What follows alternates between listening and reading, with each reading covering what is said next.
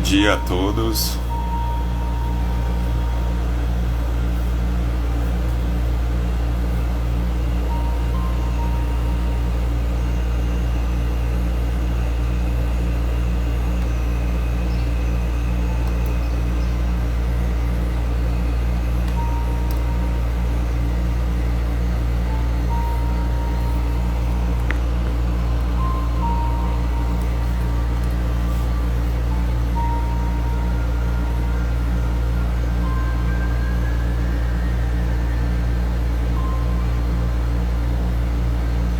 Vamos aguardar só alguns instantes enquanto os outros entram.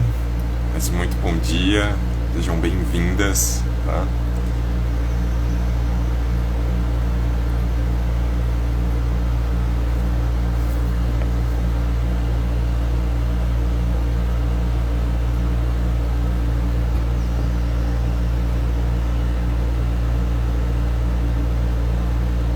Bem-vindas.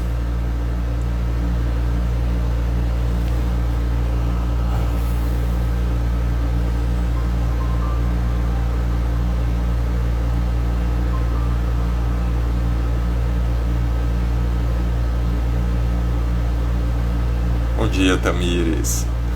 Sejam bem-vindas, tá? Todas vocês.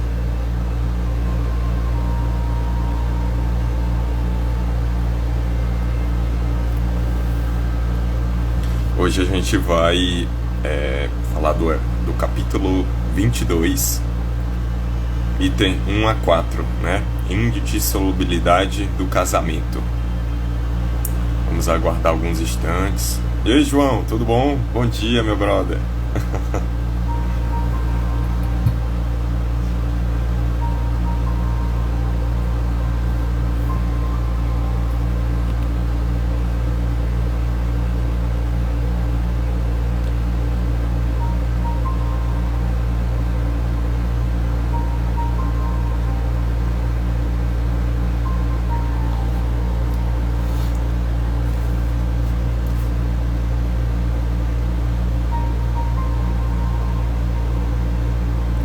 Pessoal, vamos fazendo a prece, né? Enquanto o pessoal vai entrando. Não é verdade? Vamos lá. Vou baixar aqui o som, tá bom? Bom dia!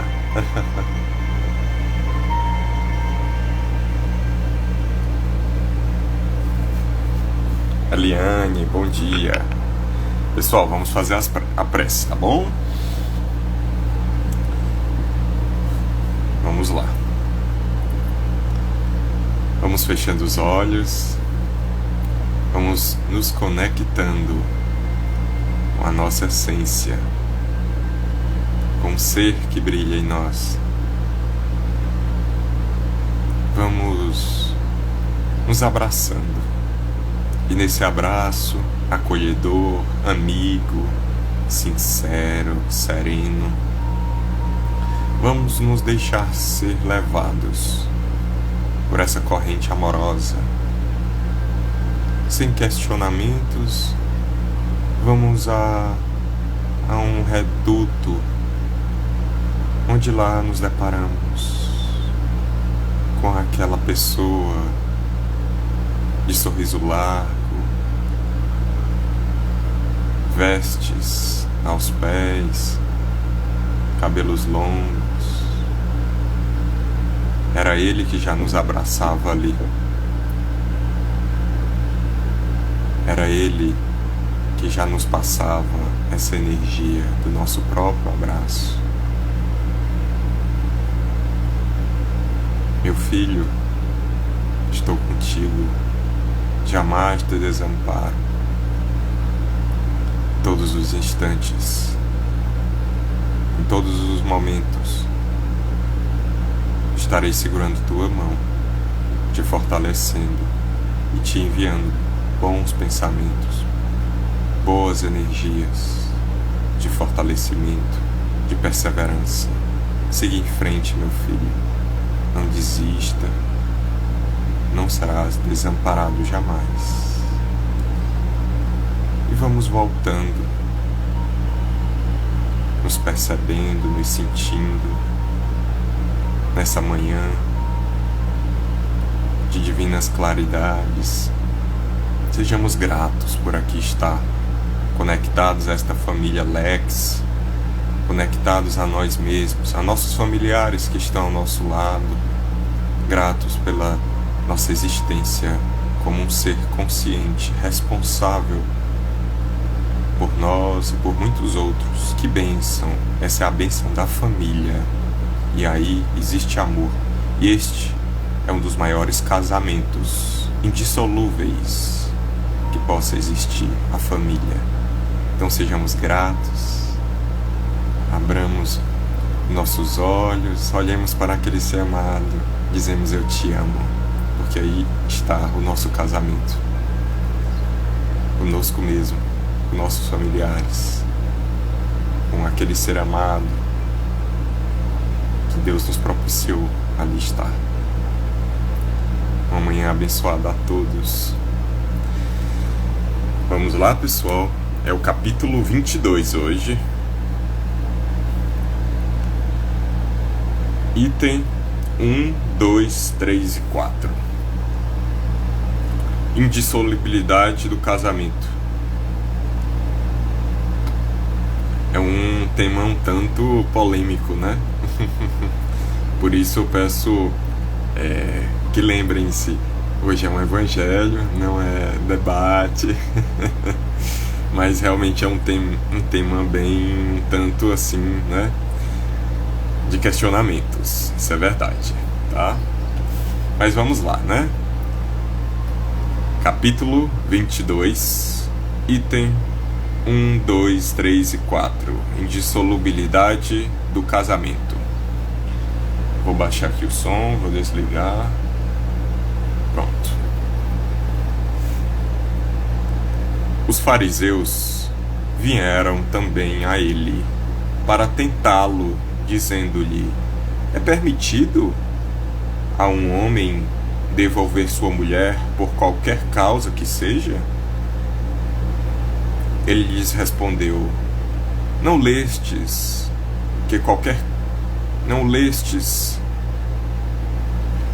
que aquele que criou o homem desde o princípio os criou macho e fêmea, e que foi dito: por essa razão o homem deixará seu pai e sua mãe e se ligará à sua mulher, e não farão mais os dois senão uma só carne? Assim eles não serão mais dois, mas uma só carne. Que o homem, pois, não separe o que Deus juntou. Mas por que, pois, disseram-lhe, Moisés ordenou que se desse à mulher uma carta de separação e que fosse devolvida? Porque naquele tempo, quando ocorria algum disparate, algum erro, o marido poderia devolver sua esposa, né, à família.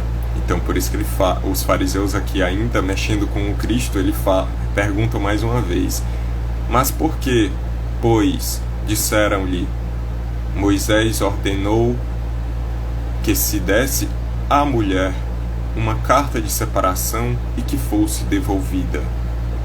Ele lhes respondeu: foi por causa da dureza dos vossos corações que Moisés vos permitiu devolver vossas mulheres. Mas isso não foi desde o princípio. Também vos declaro que todo aquele que devolve sua mulher, se não for em caso de adultério e esposa outra, comete adultério, e que aquele que esposa a que um outro devolveu comete também adultério.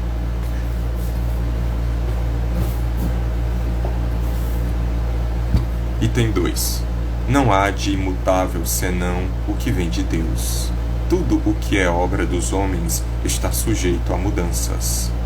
A lei da natureza são as mesmas em todos os tempos e em todos os países.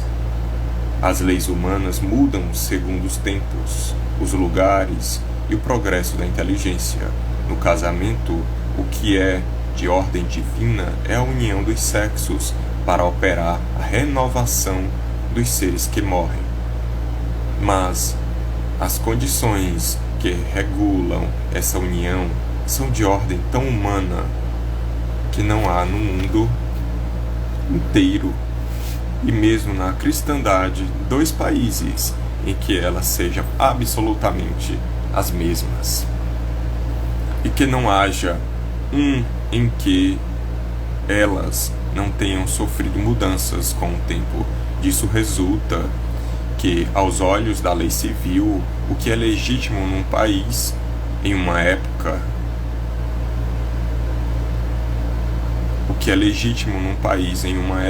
é adultério num outro país, num outro tempo.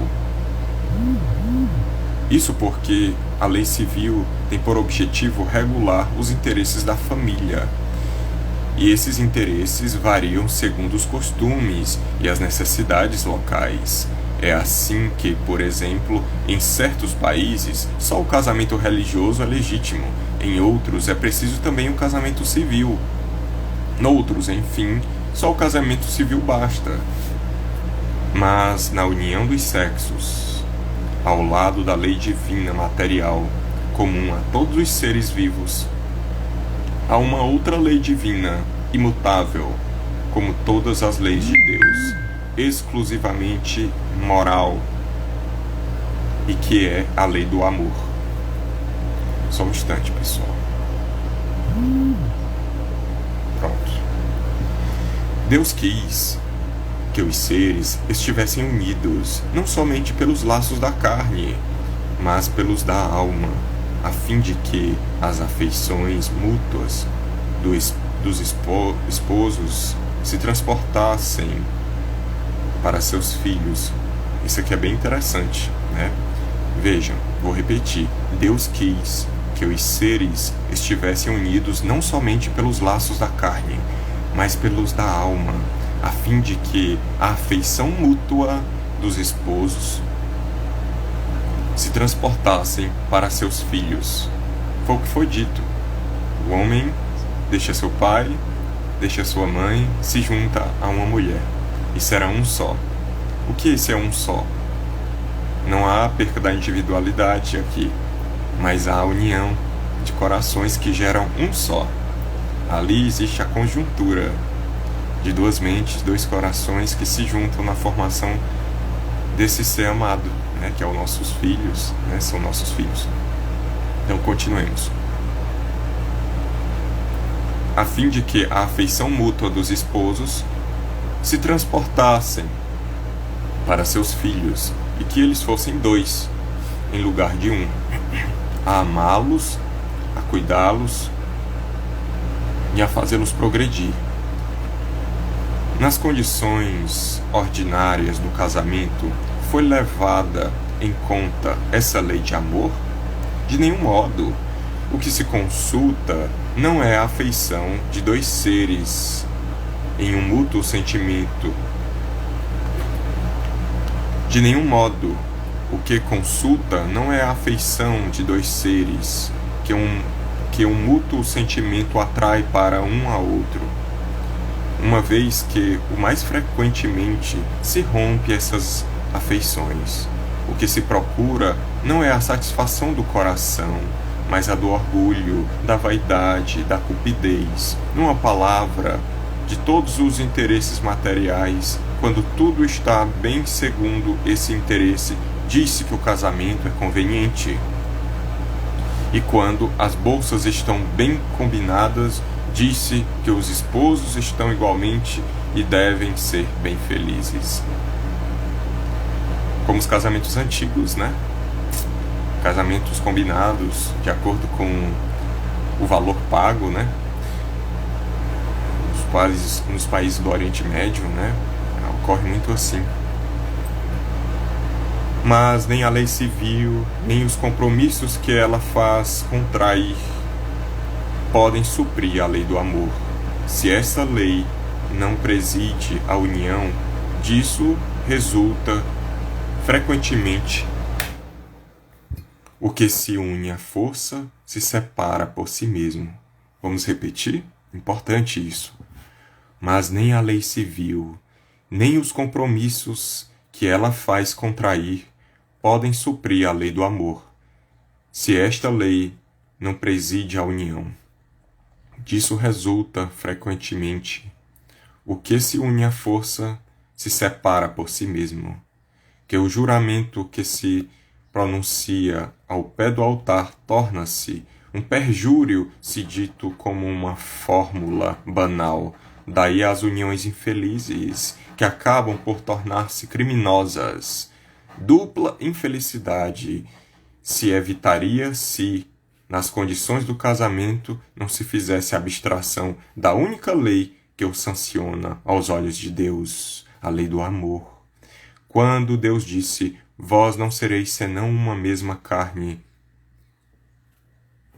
e quando Jesus disse, vós não separareis o que Deus uniu, isso se deve entender da união segundo a lei imutável de Deus,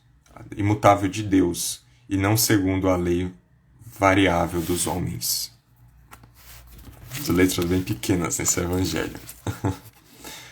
A lei civil é, pois, supérflua, e é preciso retomar o casamento segundo a natureza? Não. Repetindo a pergunta, pessoal. A lei civil é, pois, supérflua? E é preciso retomar ao casamento segundo a natureza? Não, certamente. A lei civil tem por objetivo regular as relações sociais e os interesses da família, segundo as exigências da civilização. Eis porque ela é útil, necessária, mas variável. Deve ser previdente, porque o homem civilizado não pode viver como o selvagem. Mas, do ontem, né? Mas nada, absolutamente nada, se opõe a que seja o corolário da lei de Deus. O obstáculo para o cumprimento da lei divina resultam dos preconceitos e não da lei civil. Esses preconceitos, se bem que ainda vivazes, já perderam seu império entre os povos esclarecidos.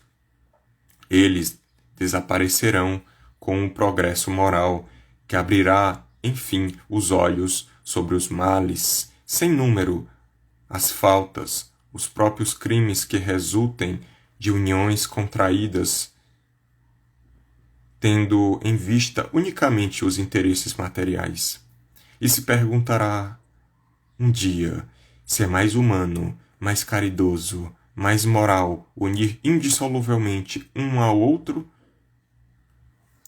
outros seres que não podem viver juntos do que lhes dá a liberdade, se a perspectiva de uma cadeia indissolúvel não aumenta o número das uniões irregulares.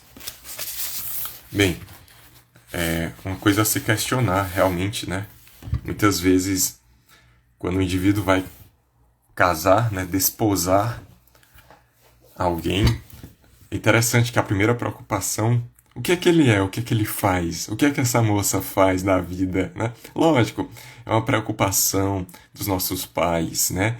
Por nos amarem, por nos cuidarem, isso é natural que o seja. E no mundo temos nossas questões materiais, nossas demandas, e realmente precisamos de uma certa estabilidade, mas façamos por nós, né? Cultivemos nosso próprio amparo material, não dependamos em uma relação de adquirir isso, né? Os corações se unem, mas não com a proposta de viver uma vida material substancial no âmbito de depender apenas disso. Isso é um complemento, não é verdade? Nós temos que ter nossa captação através dos recursos materiais que temos, né? Temos mãos, temos pernas, temos uma boca. Isso nos leva à expressão no mundo e nos traz, né, o sustento, né? Não é um outro que vai me proporcionar, mas é natural, lógico. né, que nossos pais, por tanto amor que têm a nós, se preocupe com isso. Mas realmente, pensemos bem. A primeira pergunta, uma das primeiras é essa, né? E muitas vezes aí não existe amor, aí não existe o coração do relacionamento, né? A primeira pergunta deveria: você ama mesmo esse rapaz? Você ama mesmo essa moça? É isso que você quer, meu filho, minha filha, sabe? Você estará feliz aí? Porque é aquela velha história, né? Onde estiver nosso coração, aí estará nosso tesouro, não é verdade? Pessoal, vamos aqui voltar um pouquinho. Qual é a proposta da criação? A criação divina, a criação do mundo, do cosmos, do universo. Qual é a proposta? Crescimento, evolução, progresso, não é mesmo? Pois bem, nós aqui estamos nesse planeta com a proposta de desenvolver nossa espécie, né? Desenvolver, procriar, porque qual amor maior do que uma vida dar vida à outra? Então a maternidade, a mulher, a mãe, né, tem essa bênção divina. E isso é lindo, né? Dar vida a outro ser. Olha só que bênção. Você dá a oportunidade de um espírito vivenciar aqui nesse planeta. Então as mulheres são a chave, as portas de entrada da criação, não é verdade? Então isso tem que ser visto com muito carinho, muita atenção. Porque muitas vezes se questiona assim: Solon, como é essa questão de encontrar a pessoa certa? Que foi dito aí no Evangelho, né? Que fala, dois corações se unem e são é indissolúvel a união, e muitas vezes não é aquilo, né? Ali só haverá infelicidade, porque houve mais a proposta do material. Não foi isso que a gente leu? Como é que eu vou saber que é a pessoa? Uma coisa eu digo para vocês. A proposta da criação é essa, né? É desenvolver a espécie, trazer a oportunidade para outros seres aqui virem. Por quê? Como é que a raça humana cresce? Como é que ela progride? Como é que ela passa a outros patamares? Experienciando. Como é que se faz essa experiência? Já que nenhum homem é uma ilha, nossa experiência se dá através do convívio social. É preciso que mentes de outras pátrias aqui venham, mentes ainda de regiões infortunadas, desafortunadas, venham aprender. Então é assim que se dá essa corrente cósmica do universo, essa teia, né, que se movimenta. Então faz-se necessário a questão do casamento, faz-se necessária a união dos corações. Solon, vamos voltar para a pergunta: como é que eu vou saber que é a pessoa? Bem, eu vou falar de uma forma mais clara. Aqui temos uma missão, correto? Todos nós temos uma missão. A Igreja Católica gosta muito de usar a expressão vocação, né? Pois é, eu me conflitava quando eu era menino, que eu fiz catecismo, fiz crisma, essas coisas, né? E aí eu ficava assim, vocação. Aí disse: olha, Solon, para você casar, você tem que ter vocação para o casamento. E eu ficava com aquilo: meu Deus, será que eu tenho que ter isso mesmo? Aí eu ficava assim. Mas veja, nós estamos em uma missão aqui no planeta. A pessoa que vai estar com você, ela vai aparecer. Isso eu estou falando pelo conhecimento espírita, né? Que eu venho trazendo de um tempo. A pessoa vai aparecer. Sempre essa pessoa vai aparecer. Solon, mas não apareceu ainda. Ainda. Tenho ainda. Por quê? Aqui no plano Terra, temos esse companheiro. Assim como temos um anjo da guarda, temos um companheiro ou uma companheira que vai nos tornar a missão mais leve, vai nos tornar a missão mais alegre, mais fortalecida, mais amparada. Eu não vou acabar com o romantismo, mas não temos a alma gêmea, não existe alma gêmea, mas eu vou fazer apenas uma ratificação. Vamos lá. Existe almas irmãs. Como assim, Solon? De muitas e muitas vidas, encarnações, entrando e saindo de corpos, nós temos convivência com vários seres, correto? E nessas sendas, nessas caminhadas, nos deparamos com um ser que sempre, continuadas vezes, está ali perto. Pode se iniciar como um amigo, como uma amiga, como um irmão. E esse ser sempre vai vindo ali próximo a nós. Há um instante tal que aqueles corações se unem com propostas mais elevadas. Aí, sim, se diz as famosas almas gêmeas. Na realidade, são almas irmãs que encarnaram muitas e muitas vezes próximo. Então, essas almas já têm uma proposta diferenciada. São almas que se unem com propósitos missionários, né? Mas, voltando a este questionamento, a pessoa sempre virá a nós. Mas temos a opção da escolha, né? Essa escolha do livre-arbítrio que nos foi dado, né? E esse livre-arbítrio nos permite fazer essa escolha, tá? Mas aquela pessoa que está ali conosco é a condição de tornar a missão ainda mais leve. Então, aquela pessoa é a pessoa que vem para que o processo de missão tenha o maior nível de satisfação e sucesso no planeta Terra. Solon, mas ele era alcoólatra, ele batia, ele era rebelde, ele era adúltero. Vamos pensar. Deixou de se ter processo de aprendizado? Deixou de se ter processo de crescimento? Bem, não somos criados para sofrer. Isso é uma coisa real. Somos criados para sorrir, porque somos merecedores e carregamos a presença do Cristo em nós. Tá? Mas lembremos-nos, não existem vítimas. Hoje vítimas, ontem algozes. Não sejamos hipócritas a ponto de pensar que o hoje resume tudo. Somos espíritas. Vamos lá, vamos pensar nesse aspecto. O que foi que eu disse? Temos o livre-arbítrio. Aí ele me bate, aí ele é adúltero. Temos a escolha. Sigamos em frente, então. Tá? Não podemos deixar que a missão nos comprometa, porque como eu coloquei no começo, o homem deixa seu pai, sua mulher, sua mãe e se une a uma mulher. Se juntam e são um só através do filho que vão ter, né? Então, o que foi dito?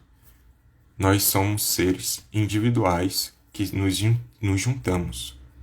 Então, nós não podemos deixar que nossa missão seja comprometida por isso.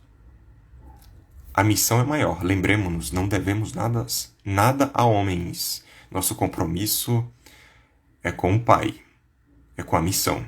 Ah, Saulo, mas é muito difícil isso que você está falando, porque a gente, às vezes, gosta muito daquela pessoa e é difícil decidir isso. Ótimo, olha aí o que você acabou de falar. Existe amor. O amor dá uma segunda chance. O amor cobre a multidão dos pecados. Ele é a proposta da renovação. Então, por que não tentar? Né? Mas não somos obrigados. Não somos, digamos assim, encarcerados nessa situação. Existe uma história que o João Braga uma vez me contou. A mulher, ela tinha um esposo, ele era alcoólatra, né? De longas datas. Quando chega do lado de lá, ele muito agressivo e tudo e tal, chega do lado de lá, após desencarne, né? Para o orientador espiritual dela, ela fala assim, olha, eu não quero nunca mais voltar com aquela pessoa. Deus me livre de voltar com aquela pessoa. Eu quero vir agora com minha alma gêmea. Aí ele olha para ela e diz: Ô minha irmã, mas você estava com sua alma gêmea. E ela toma aquele susto. Minha alma gêmea? Mas como assim? Ele era assim, era assado. Minha irmã, mas era aí que você tinha que estar para ajudá-lo. Era você a consoladora. Era você a auxiliadora. E com essa experiência você iria crescer tanto, mas tanto que você não tem ideia. E ainda ia salvar uma alma, né? Como diz os evangélicos. Então, assim, lembremos-nos, não estamos aqui para sofrer. O Cristo nos fala, no mundo só tereis aflições, mas ele fala que também o fardo é leve, né? O jugo é suave. Ele fala isso também. Então carreguemos nossas cruzes, mas não no aspecto de ser pesado, de ser, sabe, porque eu sou espírita, eu tenho que sofrer. Eu tenho que ser resignado nessa relação. Bem, cuidado, né? Veja o que você está dizendo. Isso está afetando sua missão? Isso está afetando seu senso de amor? O maior crime que deve existir é você usar a palavra amor. Eu te amo. Sinta esse eu te amo. Porque mesmo que você esteja capenguinha assim, mas se você disser eu te amo de coração, mesmo que você não tenha esse eu te amo para dar, ele é valioso. Mas o maior crime é usá-lo para encantar corações e tornar o que foi dito aqui agora no Evangelho conquistas materiais. Ela é rica, o pai dela é rica. Ela vai me trazer isso. Cuidado. Ela tem um emprego tal, juntando com o meu emprego, vai dar super certo. E aí a gente vai se gostando, porque ela já é legal, ela já é de boa família. Existe amor aí? Então, cuidado. Lembremos-nos do que foi dito. Amar a Deus sobre todas as coisas e o próximo como a si mesmo. Olha que lindo quando a gente para analisar isso. Amar a Deus sobre todas as coisas. Amar a Deus. O que sou eu? Partícula individualizada da criação. O próprio Deus vibra em mim. Eu sou o Deus em movimento e em ação. Então, se existe esse Deus, amar a Deus sobre todas as coisas. O Deus está em tudo. Se ame primeiro. E o próximo como a si mesmo. Então, primeiro, preciso me amar. Como eu vou dizer eu te amo se eu não sinto esse eu te amo por mim mesmo? Não geremos conflitos. Solo, mas é difícil. O que é esse eu te amo? Vamos lá. Quando eu falo eu te amo para outra pessoa, seja um pai, uma mãe, porque aí existe um casamento também, um filho, aí é um casamento também, ou nossa esposa, nosso esposo. Quando eu falo eu te amo, eu não falo para outra pessoa eu te amo, eu falo para mim mesmo. Como assim, Solon? Bem, eu identifiquei no outro um pedaço de mim, por isso que eu falei eu te amo.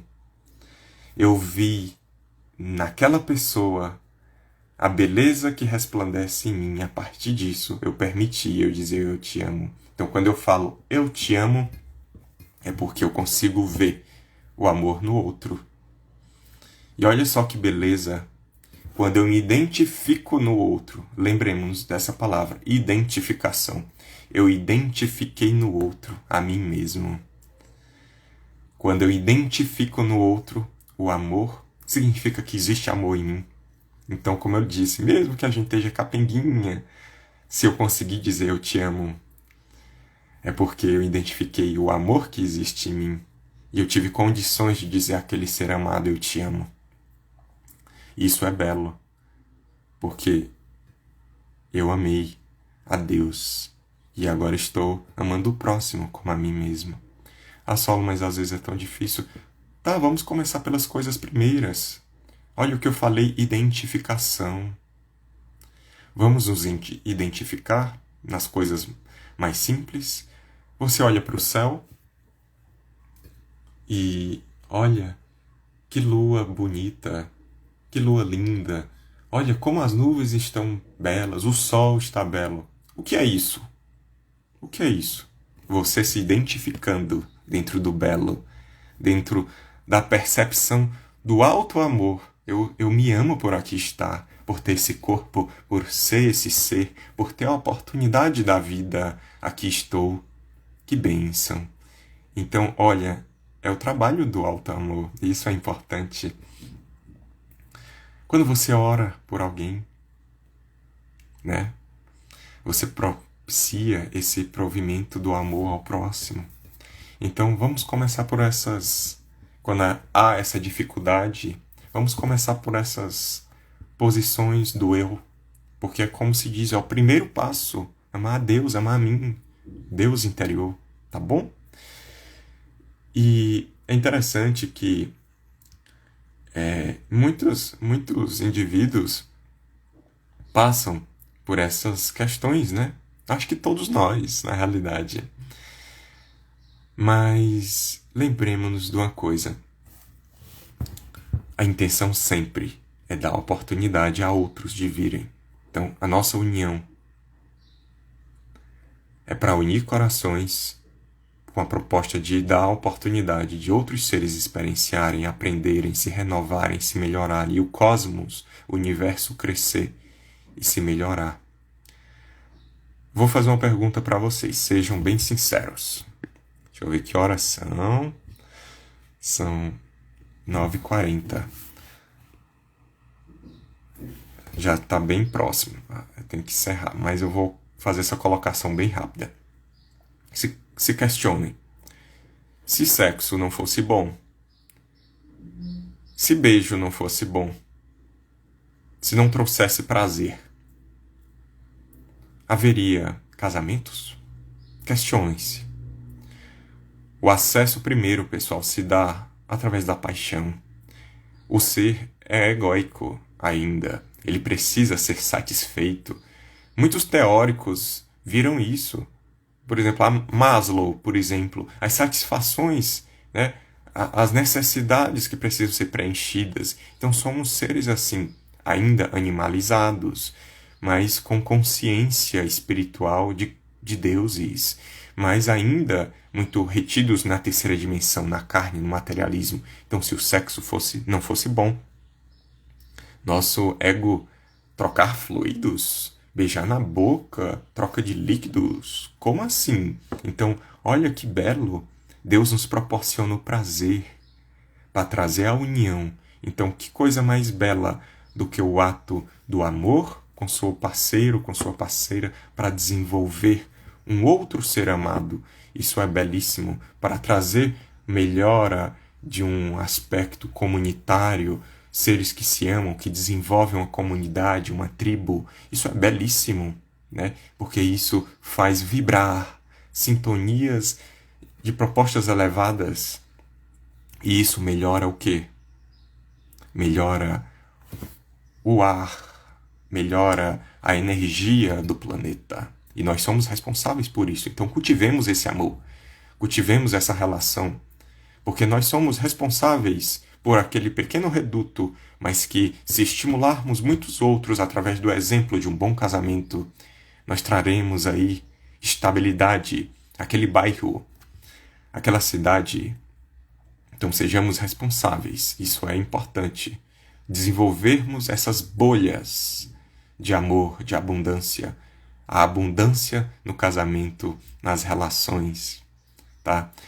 Eu gosto muito, quem me conhece,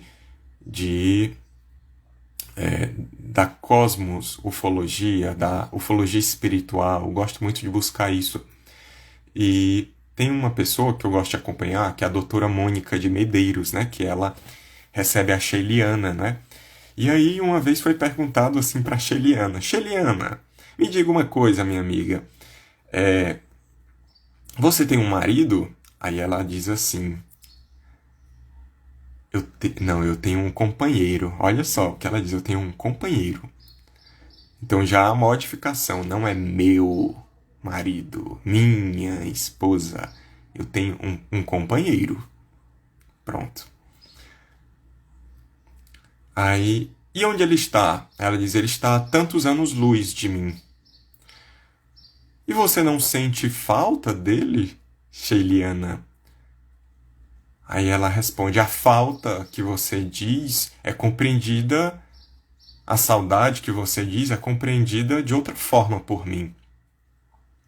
Mas você não sente? Aí ela sorri e diz, somos eternos. Olha só. Sheiliana, você sente saudade do seu marido? Né? Aí ela responde, somos eternos. Olha só que evolução. Eu estarei com ele aonde eu estiver. Foi isso que ela quis dizer. Terei muitas e muitas oportunidades de estar com aquele ser amado.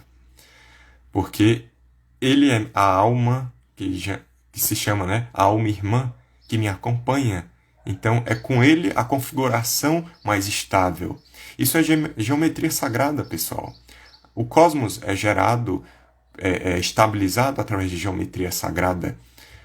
A proposta dos espíritos é sempre eficiência, estabilidade. Então, se aquele ser é o que traz a proposta de equilíbrio, sempre você vai vir com aquele ser. Porque ele ou ela é a configuração estável, mais eficiente para o seu sucesso aqui no planeta Terra. Então, que bênção quando nos é proposto isso, né? De virmos como missionários, dois seres com a proposta de crescer e trazer abundância a toda uma civilização. Então, lembremos-nos, nem sempre a base é o sexo desenfreado. Eu tenho que ter muito prazer, tem que ser muito bom de cama, tem que ser, sentir aquele tesão para o relacionamento dar certo. Tem que ter uma estabilidade, eu modifico a palavra. Uma estabilidade no âmbito da matéria, né? Mas, em especial, conjuntura de corações, de pensamentos. Onde eu estiver com aquela pessoa, eu estarei feliz. Aquela pessoa me traz algo que nenhuma outra pessoa me traz. Segurança, bem-estar, sorrisos. Não dependo dela, mas ela é um presente. Então lembremos-nos sempre disso. O Cristo pode ter passado muito por isso, mas ele sabia qual era a proposta dele. Digamos que ele não tinha vocação para o casamento, para um filho, para uma filha, mas ele era pai de muitos, não é verdade? Quantos discípulos, quantos apóstolos? Nosso próprio Francisco Cândido Xavier, o coitado, uma vez, numa sessão espírita, adentrando a sala de passe, uma das passistas adentra junto com ele e fecha a porta. Chico, eu te amo, se declara. A moça muito rica, muito bela, mas mesmo assim ele olha, minha irmã, a minha proposta é outra. Mas eu te amo também. Você é minha filha, minha irmã, é minha mulher, seja como for, eu te agradeço. Estou tão feliz por você sentir isso por mim, mas a minha proposta é outra. Ela não entendeu muito bem, né? Mas que bênção é o casamento, né? Então sejamos assim. Lembremos-nos, tem que ser leve, porque quando é pesado, quando custa muito caro, devemos analisar com amor. Eu sou a favor do casamento, pessoal. Eu acho que devemos espremer até a última gota daquele limão, por mais azedo que ele esteja, porque aí existe uma proposta maior. Eu não sei o porquê, né? Existem muitas coisas atrás que eu não lembro. Então, assim, não estamos aqui para sofrer, mas para sorrir, para nos tornar cada vez mais felizes, abundantes. Mas e se aí, nessa situação dolorosa, pode ser algo passageiro? E existe aquelas palavras que incomodam muito, né? E se? E se eu tivesse tentado um pouco mais? E se eu tivesse feito isso e isso? Existe amor? Então continue. É isso que eu digo para cada um de vocês, tá? Porque o amor, novamente repetindo, cobre a multidão dos pecados. Com amor, tudo se estabiliza. Ele é a maior das geometrias sagradas do universo. É a essência do próprio Deus vivo em nós. Vamos fechando os olhos. Vamos vibrar amor até o último átomo em todas as nossas células. Vamos fazer esse casamento nesta manhã. Cada célula casando com outras células. Uma acessando as outras e dizendo eu te amo. Aqui estou, célula amiga, eu te amo. Façamos brilhar uma a outra para que possamos iluminar toda essa configuração material. E a partir disso, estimularmos muitos outros a quem tocarmos, por onde passarmos, neste casamento de irmandade, de família. E quem sabe, estimular ou chamar a atenção de um outro par, de um ser que se interessa e que sente a nossa ressonância. Um ser que vai trazer uma estabilidade de proposta aqui nesse planeta. Muito mais do que uma atração breve, carnal e paixonesca, mas uma atração de almas. Que essa pessoa, se eu não a tiver ainda, apareça e tornemo-nos um só através de algo mais à frente, um filho, uma filha, uma comunidade, um filho adotado, seja como for, esparjamos amor.